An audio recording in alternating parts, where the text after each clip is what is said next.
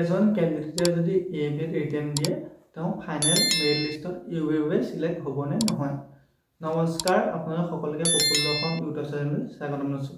যদি আপোনালোক চেনেলটোলৈ প্ৰথমবাৰৰ বাবে আহিছে প্লিজ চেনেলটো ছাবস্ক্ৰাইব কৰি দিব। যদি ভিডিঅ'টো ভাল লাগে লাইক কৰি দিব আৰু লগৰ বন্ধু বান্ধৱীলৈ শ্বেয়াৰ কৰি দিব। আজি এইটো ভিডিঅ'ত আপোনালোকক জনাই দিম যে আপোনালোকৰ এজন ক্যান্ডিডেটে ধৰি লওক তেওঁ এবিৰ বাবে ৰিটেন দিবলৈ পাইছে, তেতিয়া তেওঁ যি ফাইনেল মেৰিট লিষ্ট আছে যদি তেওঁ ৰিটেনত এটা ভাল মাৰ্ক পায় তেতিয়া তেওঁ ইউবিৰ বাবে সিলেক্ট হ'বনে নহয়। এতিয়া আপোনালোকৰ এজন ক্যান্ডিডেটে যদি তেওঁ হাই সেকেন্ডাৰী পাছ তেতিয়া তেওঁ এবি আৰু ইউবি দুইটাৰ বাবে এপ্লাই কৰিছে। আপোনালোকৰ ধৰি লওক তেওঁ যি ফিজিক্যাল তেওঁ এবাৰেই হৈছে, আপোনালোকৰ এবি ইউবি দুইটাৰ বাবে ফিজিক্যাল এবাৰেই হয়। এতিয়া আপোনালোকৰ সৰ্বসাধাৰণ আপোনালোকৰ ইউবি যি cut off mark UB cut off মাৰ্কটো এবিতকৈ বেছি যায়।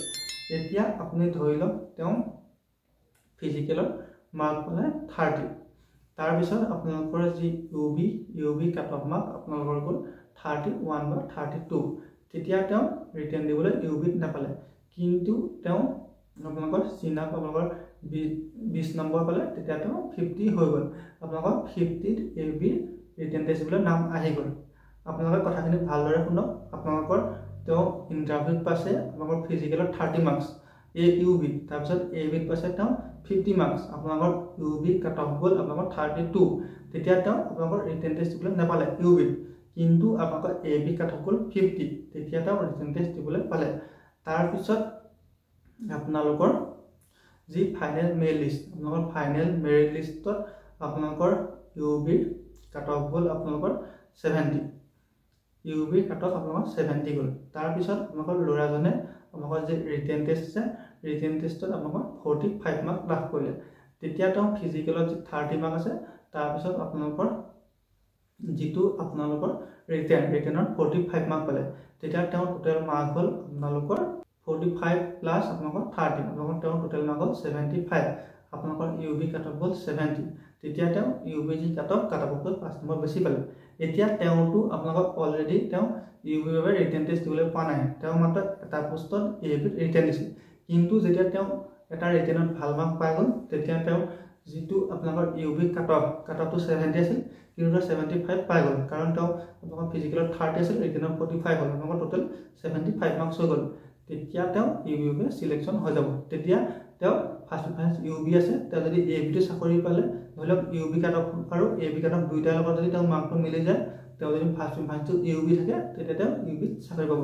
বহুতে এই কথাটো লৈ ডাউট কৰি থাকে, কিন্তু আপোনালোকৰ ডাউটটো মই ক্লিয়াৰ কৰিবলৈ চেষ্টা কৰিছোঁ। আপোনালোকৰ যদি ইউবি আৰু এবি দুইটাতে আপোনালোকৰ first preference U B second preference A B দিয়ে, তেতিয়া তেওঁ যদি আপোনালোকৰ ইউবিৰ যি কাট অফ মাৰ্কত নিমিলি যদি ৰিটেন টেষ্ট দিবলৈ নাপায়, যদি তেওঁ এবি যি ফিজিকেল কাট অফ যদি মিলি তেওঁ ৰিটেন টেষ্ট দিবলৈ পায়, যদি তেওঁ ৰিটেনত এটা ভাল মাৰ্ক লাভ কৰি আপোনালোকৰ ৰিটেন আৰু ফিজিকেলৰ বাবে মিলাই যিটো ফাইনেল মেৰিট লিষ্ট মাৰে, ফাইনেল মেৰিট লিষ্টৰ যিটো কাট অফতকৈ যদি বেছি হয়, তেতিয়া তেওঁ যিটো ফাৰ্ষ্ট প্ৰিফাৰেঞ্চত চাকৰিটো পাই যায়।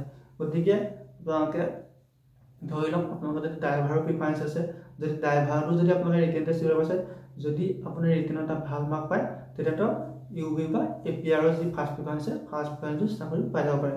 গতিকে আপোনালোকে যদি আটাইকেইটা প্ৰিফাৰেঞ্চ দি থৈছে, তেতিয়া আপোনালোক কিবা কাৰণত যদি এটাত ৰিটেন টেষ্ট দিবলৈ নাপায়, তেতিয়া ইমান বেছি চিন্তা কৰিবলগীয়া কথা নাই, আপুনি অনলি এটাত ৰিটেন টেষ্ট দিবলৈ পাই গ'লে হৈ গ'ল। তেতিয়া যদি আপুনি ৰিটেনত এটা ভাল মাৰ্ক পায়, তেতিয়া আপোনালোকৰ ফাইনেল মেৰিট লিষ্টত আপোনালোকৰ ফাৰ্ষ্ট প্ৰিফাৰেঞ্চ যিটো সেইটোত চাকৰিটো পাই যাব। গতিকে আপোনালোকে ভালদৰে পঢ়া শুনা কৰি থাকক। আপোনালোকে যেনেকৈ নহওক ৰিটেনত এটা ভাল মাৰ্ক লাভ কৰিব লাগিব, তেতিয়াহে আপোনালোকৰ যি ফাইনেল মেৰিট লিষ্টত নাম আহিব।